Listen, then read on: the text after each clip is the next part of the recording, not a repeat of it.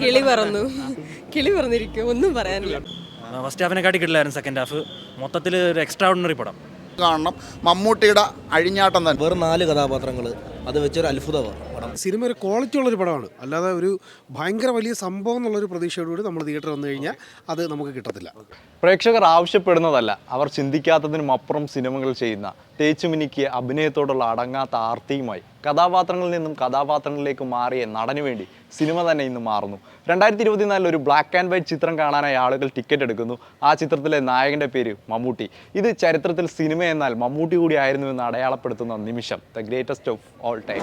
ഭ്രമയുഗം കണ്ടിറങ്ങിയ ഓഡിയൻസോട് എങ്ങനെ ഉണ്ടായിരുന്നു റിവ്യൂ എന്ന് ചോദിച്ചു നോക്കാം. നിങ്ങൾ ഈ ഒരു സിനിമ കണ്ടവരാണ്, നിങ്ങളുടെ അഭിപ്രായം കമൻറ്റ് ചെയ്യുക. അതുപോലെ തന്നെ സിനിമ കാണാൻ പോകുന്ന ഉറപ്പായിട്ടും വീഡിയോ ലൈക്ക് ചെയ്യുക, ചാനൽ ഒന്ന് സബ്സ്ക്രൈബ് ചെയ്തോ. നേരെ റിവ്യൂലേക്ക്.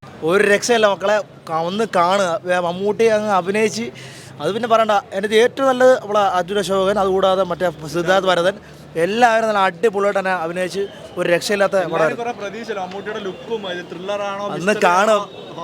വന്ന് കാണുക. അതിനകത്തുള്ള എല്ലാം ഉണ്ട്, സാധനത്തിനകത്ത് എല്ലാം ഉണ്ട്.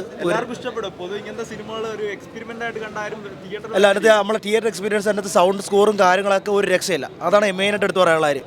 ഒരു രക്ഷയില്ല, എന്തായാലും മസ്റ്റായിട്ട് വന്ന് കാണാം. 3 പേര് ഒരു രക്ഷയില്ല കേട്ടോ, അഭിനയിച്ച് 3 ഒരു രക്ഷയില്ല. പിന്നെ ഒരു തിയേറ്റർ എക്സ്പീരിയൻസാണ്. പിന്നെ പറയുകയാണെങ്കിൽ എന്ത് പറയുക, കണ്ടന്റ് തിയേറ്റർ എക്സ്പീരിയൻസ് മസ്റ്റ് തിയേറ്ററിൽ വാച്ച് തന്നെയാണ് കേട്ടോ. കിളി പറന്നു കിളി പറന്നിരിക്കും ഒന്നും പറയാനില്ല. ബിജിഎമാണ് എനിക്ക് കൂടുതലായിട്ട്. പിന്നെ അർജുൻ അശോകൻ നമുക്ക് തന്നെ പറയണ്ടല്ലോ, അത് നല്ലൊരു മൂവിയാണ്. അല്ല, നമുക്കൊരു ടോട്ടലി വേറിട്ടൊരു എക്സ്പീരിയൻസ് ആണ്. എനിക്ക് റിലേറ്റ് ചെയ്യാൻ പറ്റിയ മൂവി ചുരുളിയാണ്. ചുരുളിയിലെ കുറച്ച് ആ ഒരു തീമും അങ്ങനത്തെ കാര്യങ്ങളാണ്. ബിജിഎമ്മും എല്ലാം അടിപൊളിയായിരുന്നു. മേക്കിംഗ് അടിപൊളിയായിരുന്നു. പിന്നെ നമ്മൾ ആർട്ട് വർക്ക് ടീം അടിപൊളിയായിരുന്നു. ബ്ലാക്ക് ആൻഡ് വൈറ്റ് ആണെന്ന് പറഞ്ഞ് ഒരിക്കലും കാണാതിരിക്കരുത്. മമ്മൂട്ടിയുടെ ബെസ്റ്റ് പെർഫോമൻസിൽ ഒന്നാണ്. അതായത് നമ്മൾ പണ്ടൊക്കെ ഉണ്ടല്ലോ മറ്റേ വിധേയൻ സിനിമ അതേപോലെയൊക്കെ കണ്ടതില്ല, ആ ഒരു രീതിയിലാണ്. പിന്നെ വേറൊന്നുമല്ല, ഈ പടത്തിൽ വെറും 3 ക്യാരക്ടറിനെ വെച്ചാണ് ക്ലൈമാക്സ് വരെ വരുന്നത്. ക്ലൈമാക്സിലാണ് പിന്നെ 3 ക്യാരക്ടർ തന്നെയാണ് മെയിനായിട്ട് ത്രൂ ഔട്ട് മൂവിയിൽ വരുന്നത്. പിന്നെ രാഹുൽ ശിവദാസൻ എന്ന് പറയുന്ന ഡയറക്ടർക്ക് അത് ഒരു ബിഗ് സല്യൂട്ടാണ്. മമ്മൂട്ടി ഫാൻ ആണെന്നുണ്ടെങ്കിൽ, ഒരു നടനെ അംഗീകരിക്കുകയാണെന്നുണ്ടെങ്കിൽ ശരിക്കും വന്ന് കാണണം. മമ്മൂട്ടിയുടെ അഴിഞ്ഞാട്ടം തന്നെ. വെറും 4 കഥാപാത്രങ്ങൾ, അത് വെച്ചൊരു അത്ഭുതമാണ് പടം. പക്ഷേ മലയാള സിനിമയിൽ ഇതേപോലെ ഒന്നും കണ്ടിട്ടുണ്ടോ എന്ന് എനിക്കറിയത്തില്ല. കാരണം ഞാൻ ആദ്യമായിട്ടാണ് ഇങ്ങനൊരു വെറും അത് ആ നൂറ്റാണ്ടിലെ കഥ പറഞ്ഞ് ഇത്രയൊരു അധികാരത്തിൻ്റെയും ഇന്നത്തെ രാഷ്ട്രീയം പറഞ്ഞു വെക്കുന്നുണ്ട്. ഒരു ബ്ലാക്ക് ആൻഡ് വൈറ്റ് സാധനം എങ്ങനെയുണ്ട്? പ്രതീക്ഷ മിസ്റ്ററി ബ്ലാക്ക് ആൻഡ് വൈറ്റ് കണ്ടെങ്കിൽ ആ പടത്തിൻ്റെ രീതി ആ കാലഘട്ടത്തിലൂടെ നമ്മൾ കടന്നു പോകത്തുള്ളൂ. കാരണം ഒരു പുതിയ തലമുറയ്ക്ക് ഒരു പുതിയ അനുഭവമായിരിക്കും. പക്ഷെ എല്ലാവർക്കും ഒരേ രീതിയിൽ ഇഷ്ടപ്പെടുമെന്ന് എനിക്കറിയത്തില്ല. പക്ഷേ ഒരു ക്ലാസ് മൂവി. ഫസ്റ്റ് ഹാഫിനെക്കാട്ടി കിട്ടില്ലായിരുന്നു സെക്കൻഡ് ഹാഫ്. മൊത്തത്തിൽ ഒരു എക്സ്ട്രാ ഓർഡിനറി പടം. മമ്മൂട്ടിയുടെ പെർഫോമൻസ് എന്ന് പറഞ്ഞാൽ എക്സലൻറ്റ് പെർഫോമൻസ് എന്ന് പറഞ്ഞാൽ എക്സലൻറ്റ്. അതിനെക്കാട്ടി കിട്ടുന്ന പെർഫോമൻസ് ആയിരുന്നു അർജുൻ അശോകൻ. 3 പേരാണ് മെയിനായിട്ടുള്ളത്. 3 പേരും കിടക്കിയിട്ടുണ്ട്. മലയാളത്തിൽ വന്നിട്ടില്ല. മലയാളത്തിൽ ഒരു ഡിഫറൻറ്റ് അറ്റംപ്റ്റാണ്. കാര്യം എന്ന് വെച്ച് കഴിഞ്ഞാൽ ഒരു ബ്ലാക്ക് ആൻഡ് വൈറ്റിൽ ഇന്ത്യ തന്നെ ഒരു കഴിഞ്ഞൊരു 40 വർഷത്തിനിടെ വന്നിട്ടില്ലെന്ന് തോന്നുന്നു. പിന്നെ ഹോളിവുഡിലൊക്കെ വന്നിട്ടുണ്ട് ഒരു ഹൊറർ സിനിമ. അപ്പോൾ ഒരു ബ്ലാക്ക് ആൻഡ് വൈറ്റ് ആണ് ആ പടത്തിൻ്റെ ഒരു ഹൈലൈറ്റ് എന്ന് പറയുന്നത്. ആ ബ്ലാക്ക് ആൻഡ് വൈറ്റ് വന്നുകൊണ്ടാണ് ആ പടം ഇത്ര കിടിലായിട്ടത്. തുടക്കമൊക്കെ ഇത്തിരി ലാഗ് പോകുന്നെങ്കിലും ഫസ്റ്റ് ഹാഫിൻ്റെ എൻഡിങ്ങും പിന്നെ സെക്കൻഡ് ഹാഫ് ഒട്ടും ഹെവി ആയിട്ട്. ബ്ലാക്ക് ആൻഡ് വൈറ്റ് എലമെൻറ്റ് ഇതുവരെ അനുഭവിക്കാത്തവർക്ക് നല്ലൊരു ഫീലിംഗ് ആണ്. നമുക്കത് ബ്ലാക്ക് ആൻഡ് വൈറ്റ് ആണെങ്കിൽ പോലും സ്വല്പം പോലും അങ്ങനെ ലാഗ് ഫീൽ ചെയ്യുന്ന രീതിയിലാണ് പടം എടുത്തിരിക്കുന്നത്. എൻഗേജ് ആയിട്ടാണ് ഇരിക്കുന്നത്. നല്ല അടിപൊളി അഭിനയം. നമുക്ക് അടിപൊളി കലക്കി സൂപ്പർ അടിപൊളി. കൊള്ളാം, നൈസാണ്. ഇപ്പോഴത്തെ ജനറേഷൻ ഇത് അംഗീകരിക്കുമെന്നൊന്നും നമുക്ക് അറിഞ്ഞുകൂടായിരുന്നു. പക്ഷേ ഇത് കണ്ടപ്പോൾ അടിപൊളിയാണ്. തിയേറ്ററിൽ കണ്ട പടമാണ്, വെറുതെ പറയുന്നില്ല, തിയേറ്ററിൽ കണ്ട പടമാണ്.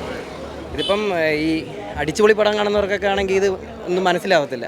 പടം അടിപൊളിയായിരുന്നു. പടം പക്ക തിയേറ്റർ എക്സ്പീരിയൻസ് തന്നെയാണ്. തിയേറ്ററിൽ തന്നെ പോയി കാണണം. മമ്മൂട്ടിയുടെ അഭിനയമൊക്കെ അടിപൊളിയായിരുന്നു. അർജുൻ അശോകൻ്റെ സിദ്ധാർത്ഥിൻ്റെ നല്ല അഭിനയമായിരുന്നു. നല്ലൊരു തിയേറ്റർ എക്സ്പീരിയൻസ്, നല്ല മസ്റ്റ് വാച്ച്. ചേട്ടൻ എങ്ങനെയുണ്ടായി പടം? മൊത്തത്തിൽ ക്വാളിറ്റി ഉള്ളൊരു മൂവിയാണ്. പിന്നെ നമ്മളീ പറയുന്ന കണക്ക് ഒരു സസ്പെൻസോ അല്ലെങ്കിൽ വേറെ കാര്യങ്ങളൊന്നും പ്രതീക്ഷിക്കാണ്ട് ഈ ഒരു എന്താ പറയുക, ഒരു ഹൊറർ എലമെൻറ്റ്സും പ്രതീക്ഷിക്കരുത്. അവർ കഴിഞ്ഞ ദിവസത്തെ പ്രൊമോഷനിൽ എന്താണ് പറഞ്ഞത്, നിങ്ങൾ ഒരു എക്സ്പീരിയൻസിനായിട്ട് വരിക, അത് കിട്ടും. അതിനപ്പുറത്തോട്ട് നോക്കിക്കഴിഞ്ഞാൽ പെർഫോമൻസ് വൈസ് എല്ലാം നന്നായിട്ടുണ്ടായിരുന്നു. ഭയങ്കരമായിട്ട് ഞാൻ എന്താ പറയുക, ഒരു തെള്ളിക്കയറ്റത്തിന് ഞാനൊന്നും പറയുന്നില്ല. അല്ല, എക്സ്പെരിമെൻ്റൽ മൂവി എന്ന് പറയുന്നത് ഇത് ഫസ്റ്റ് ഇതിനകത്ത് വന്നിരിക്കുന്ന ഒരു സാധനം എന്ന് പറയുന്നത് ബ്ലാക്ക് ആൻഡ് വൈറ്റ് ആയതുകൊണ്ടുള്ളതും മമ്മൂട്ടി എന്ന് പറയുന്നൊരു എലമെൻറ്റ്, ഈ രണ്ട് സാധനമാണ് ഓഡിയൻസ് മെജോറിറ്റി ഒരു എക്സൈറ്റ്മെൻറ്റ് ഉണ്ടായി കൊടുത്തത്. പിന്നെ ഭൂതകാലത്തിൻ്റെ ഒരു സംഭവം കിടപ്പുണ്ട്, ആൾക്കാർക്ക് ആ ഒരു പ്രതീക്ഷ കിടപ്പുണ്ട്. അപ്പോൾ ടോട്ടലി സിനിമയിലേക്ക് വരികയാണെന്നുണ്ടെങ്കിൽ, നമ്മളിവിടെ വന്ന് കാണുകയാണെന്നുണ്ടെങ്കിൽ ആ ഒരു എക്സ്പീരിയൻസ് എന്ന് പറയുന്നത് രസമുണ്ട്. മീൻസ് എനിക്ക് ആ സൗണ്ട് ഡിസൈനിങ്ങും ഞാൻ ഏറ്റവും കൂടുതൽ ആഗ്രഹിച്ച ആ ബ്ലാക്ക് ആൻഡ് വൈറ്റ് സ്ക്രീനിലായിട്ട് കാണണം എന്നുള്ളൊരു ആഗ്രഹം കൊണ്ടാണ്. പിന്നെ നോക്കുകയാണെന്നുണ്ടെങ്കിൽ സിനിമ ഒരു ക്വാളിറ്റി ഉള്ളൊരു പടമാണ്, അല്ലാതെ ഒരു ഭയങ്കര വലിയ സംഭവം എന്നുള്ളൊരു പ്രതീക്ഷയോടുകൂടി നമ്മൾ തിയേറ്ററിൽ വന്നു കഴിഞ്ഞാൽ അത് നമുക്ക് കിട്ടത്തില്ല. അപ്പോൾ ഭ്രമയുഗം ഒന്നും കാണാനില്ല, നിങ്ങൾ ടിക്കറ്റ് എടുത്ത് എക്സ്പീരിയൻസ് ചെയ്യുക എന്ന് മാത്രമേ പറയാനുള്ളൂ. അപ്പോൾ കണ്ടവർ നിങ്ങളുടെ അഭിപ്രായങ്ങൾ എങ്ങനെ ഉണ്ടായിരുന്നു എന്ന് പറയാം.